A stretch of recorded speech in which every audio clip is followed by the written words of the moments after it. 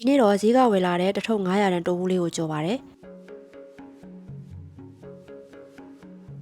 စီပူလာရင်တော့တိုးဘူးတွေကိုဒီလိုလေးလှီးပြီးတော့ပဲကြော်လိုက်ပါတယ်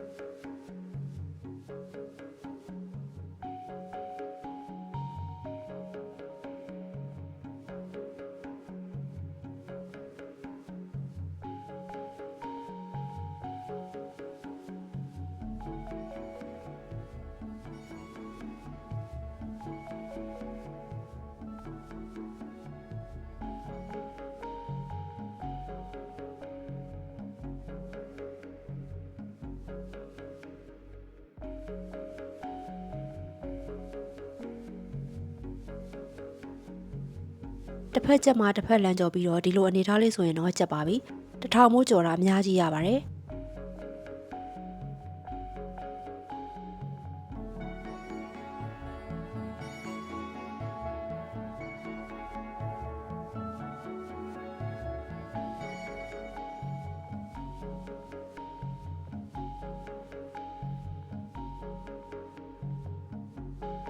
ပြီးရင်တော့အညာကအကြော်ဆိုင်တွေကလိုအချင်းကြီးဖြော်ပါမယ်မကြီးမဲ့ကိုရေးဆေးပြီးတော့ရေနွေးနဲ့စိမ့်ထားပါမယ်ပြီးရင်တော့မကြီးမဲ့တွေကိုအနှစ်ရအောင်ခြေပြီးတော့အရေးစစ်ယူပါမယ်ကြက်သွန်ဖြူနဲ့ငရုတ်သီးစိမ့်ထောင်းထားတာထည့်ပါမယ်ပပလီထားတဲ့နန်းနန်းပင်နဲ့ဂေါ်ဘီထည့်ပါမယ်အယောင်လှအောင်လို့ငရုတ်သီးကြက်ပတ်နဲ့ငယ်ထည့်ပါမယ်အရသာအတွက်စားဟင်းခတ်မုန့်နဲ့ငံပြာရီ၃မျိုးတည်းသာမပါမဖြစ်ထည့်ပြီးတော့တခြားလေးမွေပြီးရင်တော့အကြော်ဆိုင်မှာစားရတဲ့အချင်းကြီးလေးရပါပြီရန်ကုန်စတိုင်းအချင်းကြီးကိုကြာရင်တော့ငံပြာရီနဲ့ဟင်းခတ်မုန့်အစားငရုတ်စောနဲ့မကြီးရီကိုရောဖြော်ပါနောက်ပြီးတော့အမေပါဆက်ထည့်ပေးလိုက်တဲ့ပုံရီလေးလည်းကြော်ပါတယ်ပြီးတော့ပုံရီကြော်ဖို့အတွက်ကြက်သွန်ဖြူနီကိုစနွင်းထည့်စီတက်ပြီးတော့ပုံရီထည့်ကြော်ပါမယ်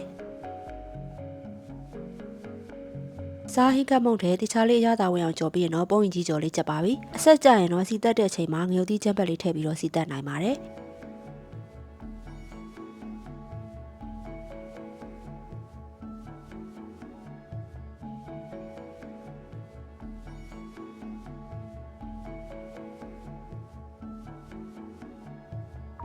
ဒီလိုလေးကြော်ထားရင်တော့ပုံရင်ကြီးထမင်းနဲ့လည်းထည့်လို့ရတယ်လို့ထမင်းပြူနဲ့လည်းစားလို့ရပါတယ်